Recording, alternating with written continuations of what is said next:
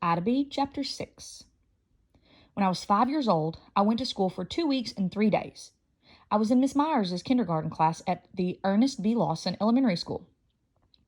Miss Myers had pretty brown curls around her face and smiled a small, sad, happy smile, where your mouth turns up but your eyes look pained, almost all of the time. On the first day of school, she stood in the doorway and said hello to every one of us as we came in. She told each of us to find a seat on the big circle that was on the floor. So I did. After everybody was sitting down, she brought over a chair and sat at the top of the circle and said, "Good morning, everyone. I'm your teacher, Miss Myers. The first thing I need to do is start learning your names. So when I call out your name, please raise your hand and say, 'Here,' all right?" We all nodded yes. Emma Aronson, who, when she's in church, is always making her mouth move like she's singing whether she knows the songs or not, was first. "Here," Emma said. "Good morning, Emma," said Miss Myers. And Emma have a good morning right back. And Emma gave a good morning right back. Ida Applewood was next, and Miss Myers looked around the circle to see who that might be. "Here," I said, but I only raised my hand halfway because that was just part of my name. "Good morning, Ida." Miss Myers smiled and started looking for the next name on her list. But before she could get away from me, I told her, so we could get it straight right off, "It's Ida B." Miss Myers looked up with a couple of wrinkles between her eyes. "Excuse me?" "It's Ida B," I repeated. "My name is Ida B." She stared down at her list again with an expression of deep pondering and some displeasure. But after a few seconds, that look of calm and sure delight people get when they figure out they're right and they're itching to tell you about it spread across her face. "Now, Ida," she said to me, "I know that at home your family might call you by a nickname, like Ida B, and that's just fine at home. But in this classroom, we're going to use our given names, not nicknames." Then she gazed around the circle with that sad, happy smile. Does everyone understand that? And all the kids nodded their heads and smiled right back, except me. "Now let's continue," she said. Samuel Barton was next, but I was stuck back at Ida Applewood, and I stayed there for the entire list of names and good mornings. Because anywhere in the world we'd ever been, Ida Applewood was Mama. And anytime I'd been around people for more than a little while, and anytime I'd been around people for more than the little while and a bit it took to get to know somebody, I was Ida B. So I was wondering and worrying about how my head was going to remember to look up or say, "Yes, ma'am," whenever Miss Myers called out Ida, when an even bigger problem occurred to me.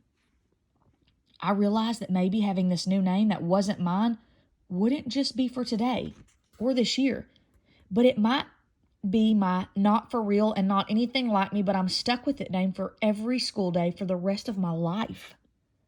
That I knew was a whole lot of days being Ida and not being Ida B. So many days of being Ida that I might forget what being Ida B was like. And with that thought, a bad feeling came over me that started in my stomach and traveled out my legs and arms and ended up in my toes, my fingers, and even my tongue. Like everything was being tightened up and shrunk down and squeezed into a too tiny space. I looked out the window and saw all that sunshine and air and room to move, and I swear I could hear the brook calling to me over the distance and through those closed-up windows. "Come on home and play, Ida B. I'm waiting for you. Come on, come on, come on." A powerful longing came over me to walk out of that room, go outside, and let that voice lead me home. But I'd promised Mama 9 times just that morning I'd be good and follow directions.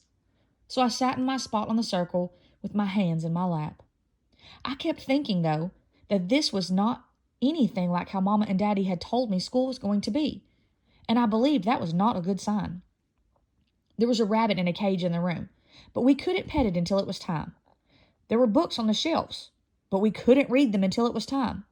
There was a playground with slides and swings and balls, but we couldn't play on it till it was time. There were lots of kids, but we couldn't talk till you know when. "Miss Myers," I finally asked, "when is time?" "Pardon me?" "When is time for all of the fun stuff?" "Well, Ida," she said, "there are different times for different things. I'll let you know when it's time for each thing. Why don't you just relax and enjoy the day?" Now, even when I was little, I liked to make plans. I wanted to know what was coming so I could stay away from the bad stuff as much as possible and get ready for the good stuff. Could you tell me now so I can make a schedule? I asked. Well, in 1½ seconds, Miss Myers was standing right over me. Her mouth was straight cross, and her hands were on her hips. And I've seen that look on grown-ups before, and it has never meant anything good. Ida, she told me, trust me, we will talk about a schedule when it's time. And there were those words again. Right then, I was wondering if I got in a class for bad children who needed fixing, and my punishment included losing my name and never being able to make a plan again.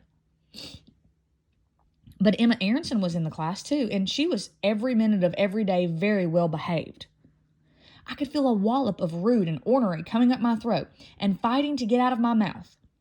But I had also promised Mama 7 times while we drove to school that I would be polite.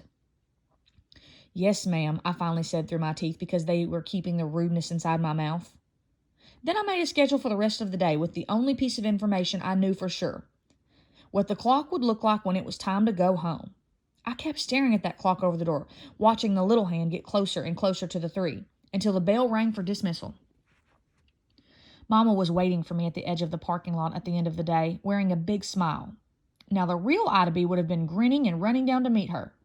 Ida B would have jumped in the truck, bounced on the seat 5 times, told Mama about her plans for the afternoon that would make her too busy to do too many chores, and rode all the way home with her forehead pressed against the window. And she'd be looking so forward to getting there. But I'd been Ida all day long. Miss Myers' Ida, who sat still, stayed in line, kept her hands to herself, and didn't have a single tiny drop of fun. I felt stiff and tired and cramped into a too small body with a too small name.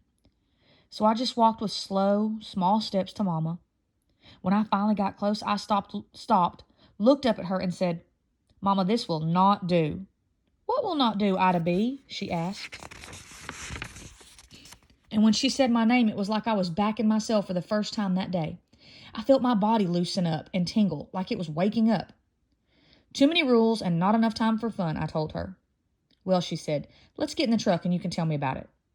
So I sort of half leapt into the truck, and on the way home I told Mama about the day. About Miss Myers' pretty curls and her sad, happy smile, the invisible, no kids allowed to know anything till it's time schedule, the wonderful things everywhere that you couldn't touch or take time for, and mostly about Miss Myers refusing to use my real name. It took me almost the whole ride home to get it all out. When I was done, Mama took a minute to think, then she said, Ida B, it sounds like a hard day, but there's a lot to be done on the first day, and first days are usually not too much fun. I'm sure tomorrow will be much better. As we came to a stop at the end of the drive, I looked right at Mama and I told her, I highly doubt that. But she looked back at me and said, give it another try, baby. And it was so good to be home with Rufus barking and running around in a circle, slimy stuff spraying out of his mouth every which way so you'd want an umbrella just to walk to the house. And the apples getting ripe so you could smell them in the air. And Mama said at me so sure. I said, okay, Mama. But this is what I was thinking inside. Well, I surely hope you're right. I have a very bad feeling about that place.